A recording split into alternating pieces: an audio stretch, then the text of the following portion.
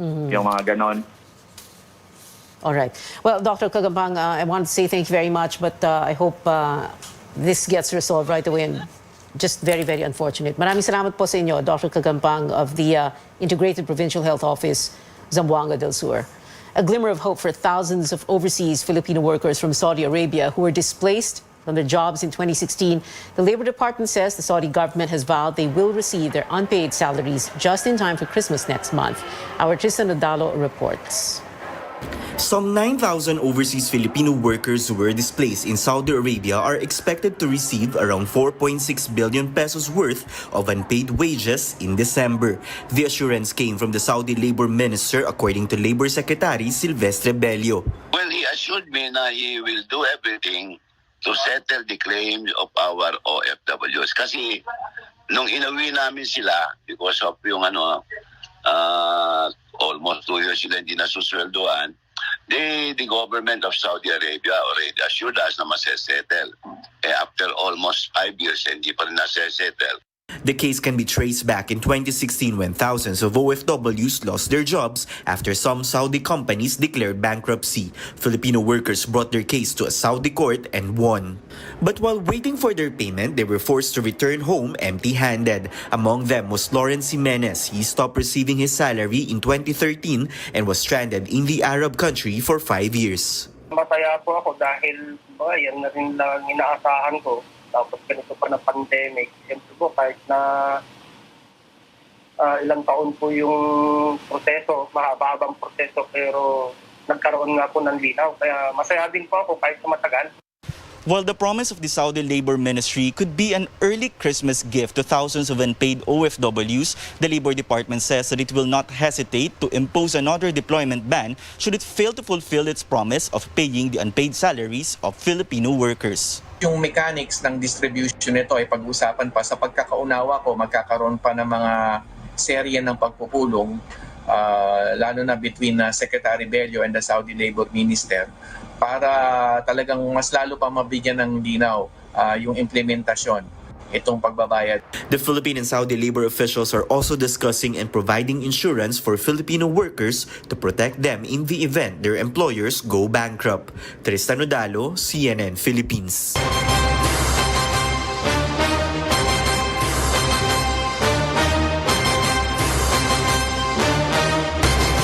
A presidential aspirant wants the Commission on Elections to cancel its $500 million pesos contract with F2 Logistics, which is owned by President Rodrigo Duterte's ally and campaign contributor in 2016, Dennis Uy.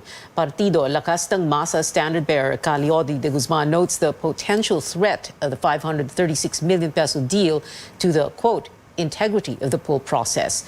Under the contract, F2 Logistics will handle the transport of election paraphernalia and supplies for 2022. De Guzman says the people must not disregard the personal relationship between Uy and the chief executive. In 2016, the Davao-based tycoon donated at least 30 million pesos to Duterte's presidential campaign. De Guzman also points out Uy's failure and incompetence in past transactions with the government. Uy is facing graft complaints over an alleged questionable sale of shares to his holdings firm, Udena Corporation, in the Malampaya gas-to-power project. It's not only the presidential hopeful who raises concerns over the deal. Netizens also pressuring the poll body with the hashtag Cancel F2 Logistics contract among the top Twitter trends this afternoon. Poll watchdogs cite conflict of interest given Uy's close ties with the president. A Twitter user says Comlec's deal with F2 Logistics should be revoked for a, quote, credible elections, while others say the country's future may be at stake. For its part, Comlex says safeguards are in place to prevent tampering with the outcome of the 2022 polls. The spokesman for the commission, James Jimenez, explains in a series of tweets, strict monitoring protocols will be imposed. CNN Philippines has reached out to F2 Logistics for comment, but it has yet to respond. Uy's firm served as Comlex courier for the 2018 barangay polls and the 2019 midterm polls. The 2022 elections will be like no other, with former professional basketball players throwing their hats into the ring. Join me in politics as usual as we speak to former Ginebra Cager and Pasig City Congressman Vice Mayoral aspirant Dodo Jaworski and multi-titled collegiate head coach and Quezon City 3rd District Councilor congressional aspirant Franz Pumarin. That's tonight at 8:30, only here on CNN Philippines, news you can trust.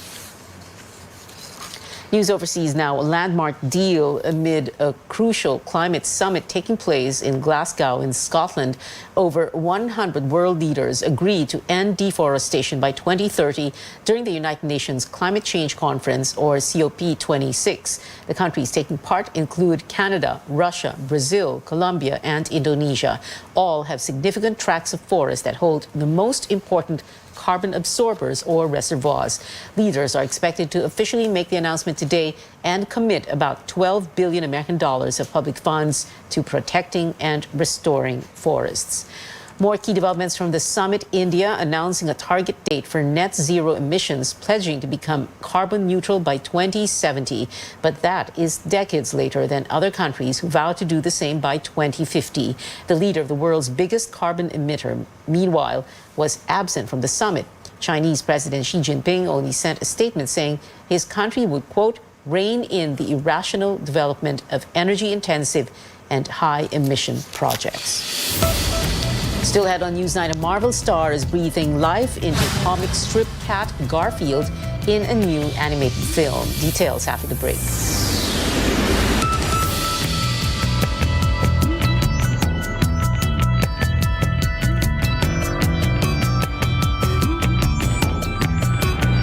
Breakfast bago mag-class? It's so easy.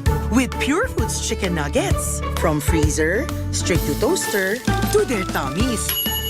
Crispy, juicy, chicken tasty. Pure Foods chicken nuggets. Pogi, no? Dahil yan sa vet-approved Nutri-Chunks Coat Shine with active boost and prebiotics na pampalisto. Made with real salmon goodness and omega-3 and 6 for healthy skin and shiny coat. Kita naman, di ba? Listo, ganado sa Nutri-Chunks Coat Shine.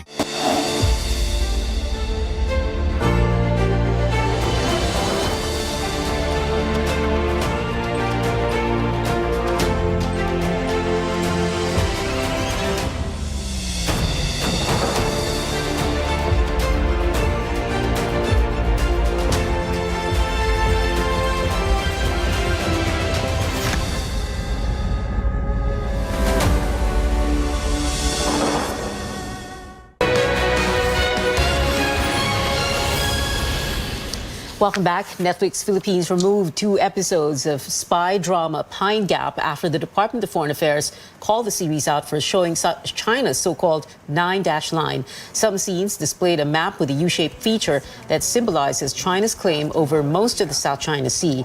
The MTRCB ordered the streaming platform to pull out the episodes with a map that was, quote, consciously designed to show that the 9-line exists. The Permanent Court of Arbitration invalidated China's 9-line claim back in a 2016 ruling.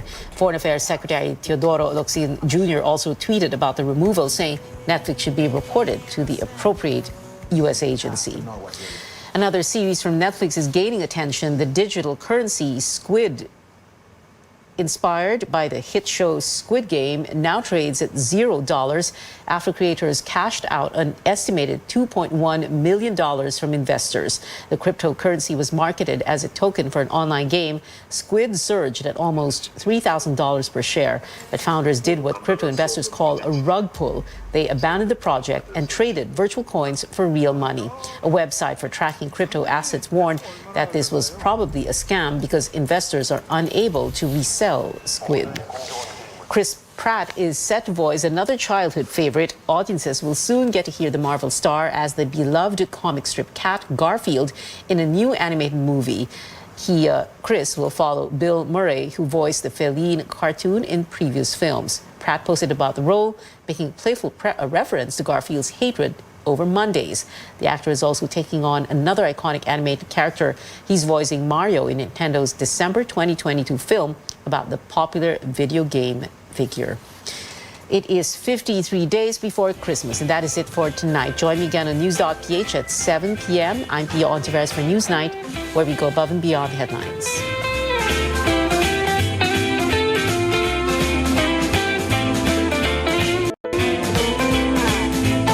Even before the pandemic, the average person spends about half of their day sitting down.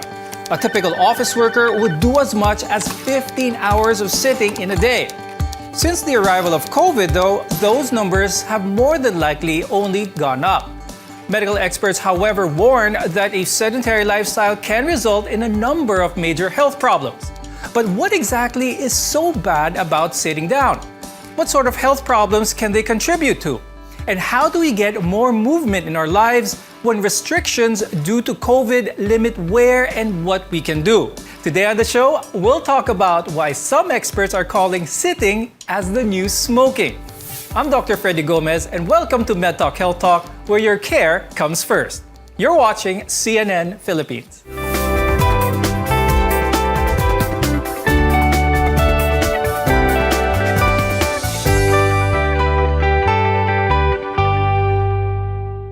The body is meant to move. When you sit down, you use less energy. That also means you can increase your risk of physical and mental health issues. Let's welcome our guests for today. With us is Dr. Richard Henry Chonco II. He's an interventional cardiologist from the UP-PGH and the Philippine Heart Association's Director and Advocacy Chair Committee. Also with us is Mr. Michael Gabilo. He's the president of the Philippine Physical Therapy Association. Now, while relaxation and rest is very important to the body, like many things we enjoy too much, it can be a bad thing. Now, studies show that people who sit for more than 8 hours a day with no exercise had a similar risk of dying to those posed by obesity and smoking. Now, Dr. Ricky, what exactly happens to our body? Bakit ganun kasama pag nakaupo ang tao for that long a time? We have to understand we're not really designed by nature to be sedentary. We're supposed to be pretty active. That's why we have legs. That's why we have our extremities, and that's why our muscles are actually built for walking. No? And actually, if we don't walk, our cardiovascular system does not kick up. When we walk, we actually train our heart. When we break a sweat, we make our heart healthy.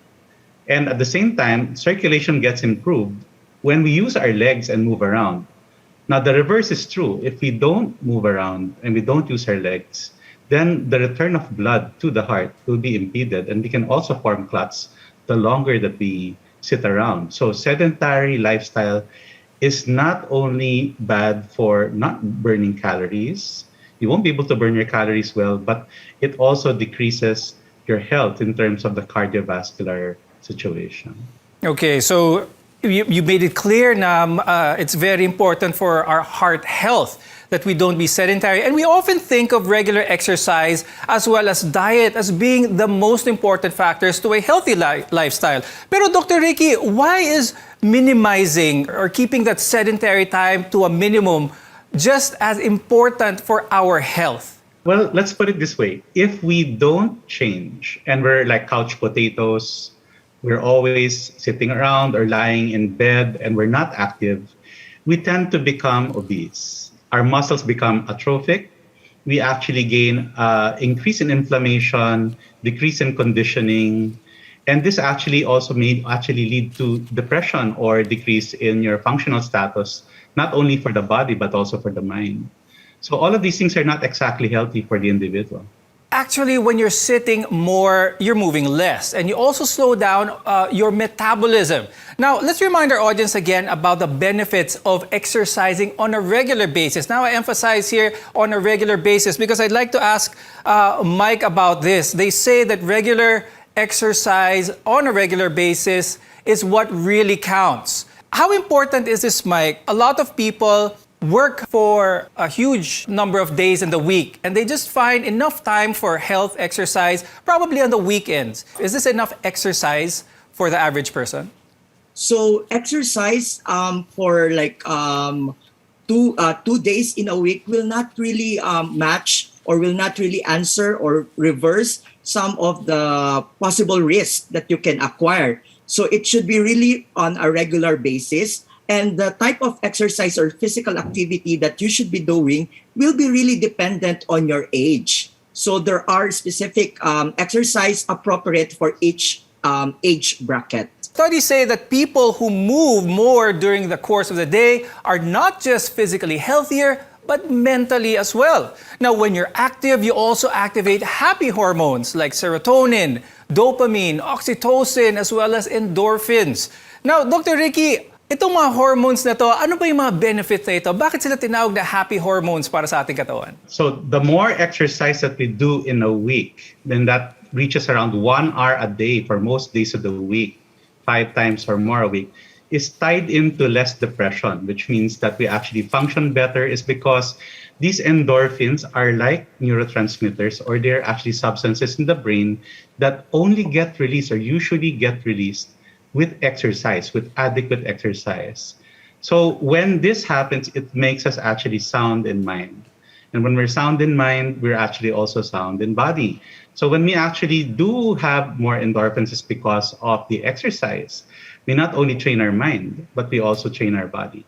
Lowered amounts of those hormones could lead to actually depression and anxiety, which can then weaken our immune system. Now, during this time of COVID-19, a strong immune system is what we definitely need. Now, Mike, we do want to remind our audience about what it takes to have a well-working immune system. Please remind our viewers regarding that. When we talk about of the immune system, these are actually group of organs of the body, including the cells, who are working together to ensure that agents or causative agents for diseases are properly detected.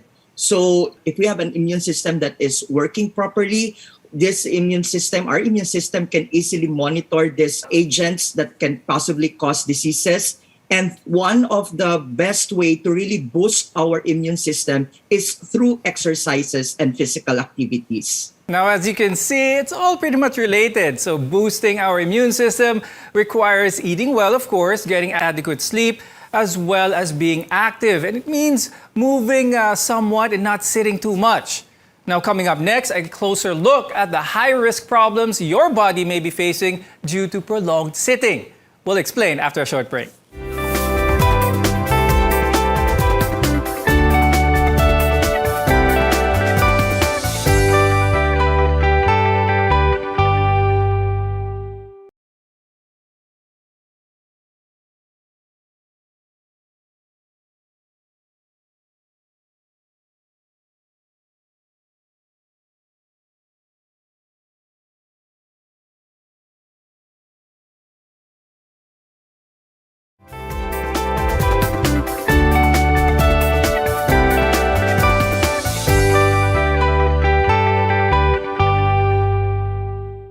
You're watching MedTalk Health Talk on CNN Philippines, where caring is our calling. I'm Dr. Freddy Gomez.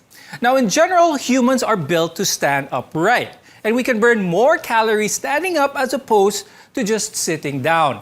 Now, Dr. Ricky, how does prolonged sitting contribute to heart disease? We want to focus specifically on the heart this time. Yes, so sitting actually has effects for both the heart and the blood vessels. That is prolonged sitting. So if we keep just sitting down and we're not actually increasing our heart rate and training our heart to a higher heart rate and breaking a sweat, not only will our muscles deteriorate, but also the function and the situation of our heart. So our heart actually has to burn better fuel, not only during the resting period, but actually also during a higher exercise situation. If we don't get to train our heart, then technically not only will we have muscle problems for the heart, but basically atherosclerosis. And usually atherosclerosis is tied in with poor metabolism. That is also the eating that occurs when a patient is sedentary. That includes junk food and other sodas that might actually be detrimental to not only the heart, but also the blood vessels. In patients actually are people who are actually on long flights, for example.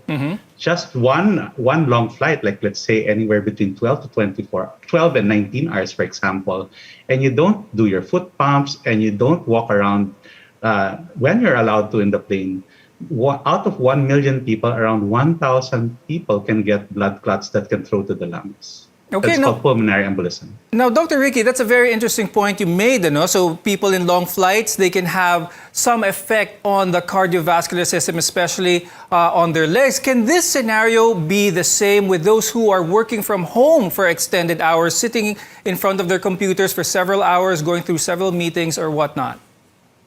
That is not impossible. As we mentioned, 1,000 out of 1 million who are actually prolonged sitting. You know, sometimes when you're working intensely, you don't mind your body position, you don't mind moving around, and you think everything's okay because you're focused on the screen.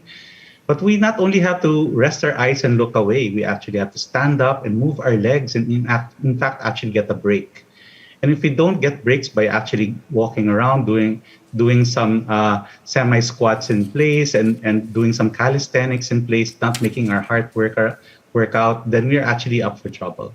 And you also bring up important word there, which is atherosclerosis. Please explain to our viewers how this affects the heart eventually in the long run. Yes, so atherosclerosis is a natural thing, and it's actually also a pathology or a problem. It's a natural thing because it occurs with age. And as we get older, even if we don't smoke or do all the bad things like a bad diet, our arteries tend to harden. But the thing is, it's worse for some more than others. And if we smoke, we eat the unhealthy foods like the fatty and the salty foods, our arteries become more brittle. Or in Tagalog, it's called like kinakalawang. No? Anong ba yung kalawang? It's like really more of compilation of dirt and inflammation that actually makes the caliber of our blood vessels smaller or narrower. And remember our heart, which is the size of the fist, no? The blood vessels that are actually as big as highways are on top of the heart. And when those clog inside, then technically we will experience things like chest pain or even get a heart attack. Okay. Now, when you sit for a long period of time, you also severely limit the calories that you can burn. And as a result, your body's ability to process those fat calories slow down as well. Now, Mike, talk to us about the effects of this sa katawan ng isang tao na palaging nakaupo. In exercise physiology, there is what we call metabolic equivalent. So the metabolic equivalent in its basic essence, it is the amount of oxygen needed by the body in order for us to perform a specific task or an activity. So the more oxygen that we consume, the more calories that we are burning. Now, if, for example, during muscle contraction or during muscle activities, because that's part of in order for us to perform activities, our muscles should contract. Muscle contraction would require oxygen. So, kapag tayo ay nakatayo or naglalakad tayo, there are more muscles being recruited. Therefore, since marami yung muscles na nare-recruit, we are burning more calories compared to sitting. In 1 hour, yung pag-upo natin, that we are just only burning 60 to 130 calories versus walking or standing up, which can burn more than that, like around 1 to 200 calories per hour. Aside from prolonged sitting down, kapag sinabayan naman ito ng poor posture as well, this can cause increased stress on the neck, the shoulders, as well as the spine. Now, Mike, anong klaseng mga problema naman ang pwedeng makita because of this? What kind of stress can this lead to? Because of the prolonged sitting that we are, most of the laborers or workers are experiencing right now because of the work from home setup. So maraming mga poor postures na enhance or na highlight during this time. So there could be some tightness of the muscles, particularly of the chest, the upper back, and the neck. And at the same time, this could also be aggravated because of some poor vascularization or poor blood supply going to the muscle tissues. So these are actually causing pain to our body, or it creates pain. And at the same time, yung ating mga joints, ligaments, that these are also affected. So anything that is really stretched or tight in our body can create pain and can be worse in the future na mag-lead to severe tightness or contracture na tinatawag.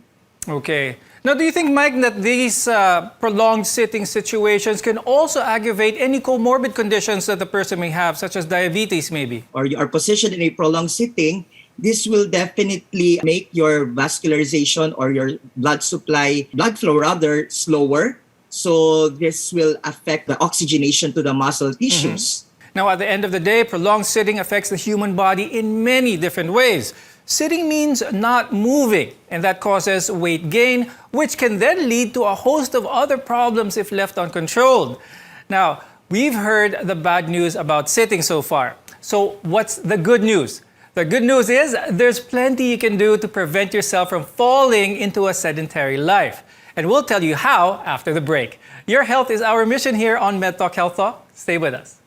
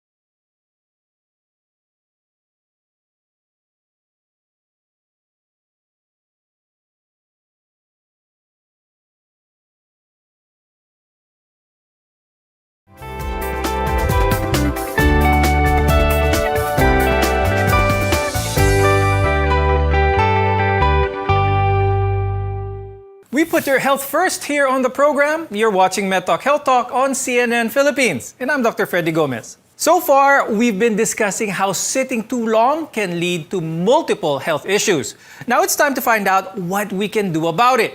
While we all understand that the current pandemic makes it more difficult to get out and about, there are still plenty of things that we can do to offset the effects of a sedentary lifestyle.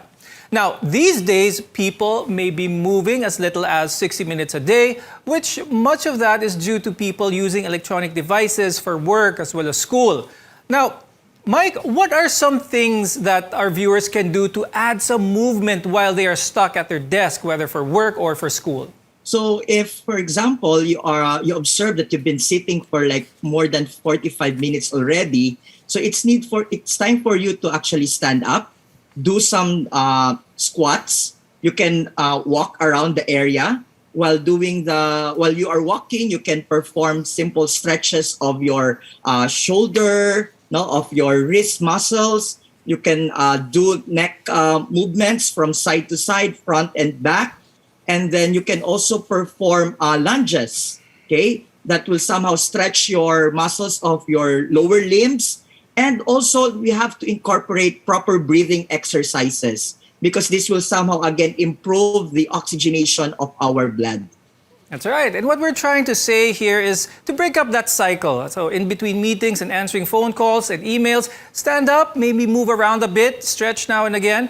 Now, just get up from that chair and move more than usual. But of course, leading an active life is the best way to combat the effects of a sedentary life, and it's never too late to start.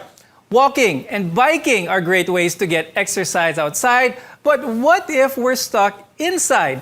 Dr. Ricky, what are some things that people can do kaya inside their homes to help keep them from becoming sedentary but still achieve that amount of work that the heart really needs? Actually, we get this notion that to exercise you have to spend a lot, or actually run a lot around the neighborhood. That may be partly true, but not exclusive. We can actually, as mentioned a while ago, stand in front of our computer when we're walking and, as mentioned, doing the squats. But the point here is we have to do a number of reps. Anywhere between 30 to 50 reps of squatting or semi-squats, doing sidestepping, These actually burn calories. And the more use of our leg muscles or the large muscle groups actually also increases the training capacity of our body and the heart. So the more reps that we do at home, that includes semi squats or even lunges if we can, or even half jumping jacks, not necessarily push-ups, will actually get our body going. And you know that if we get our body going, we actually fight obesity and we actually also train the heart. Now remember, even a regular exercise routine may not be enough to offset the increased risks of too many hours of sitting down. However, adding some form of activity that's not necessarily a full-on exercise routine could greatly reduce these risks and possibly add even years to your life. We'd like to thank our guest, cardiologist Dr. Richard Henry Chonco II, and physical therapist Mr. Michael Gabilo. Maraming salamat sa expertise ninyong dalawa. So let's get on the move together, whether it's following a virtual workout, walking around the neighborhood, biking, or just standing up while working. Make sure to stay safe and stay active. I'm Dr. Freddy Gomez, and thank you for watching MedTalk Health Talk on CNN Philippines.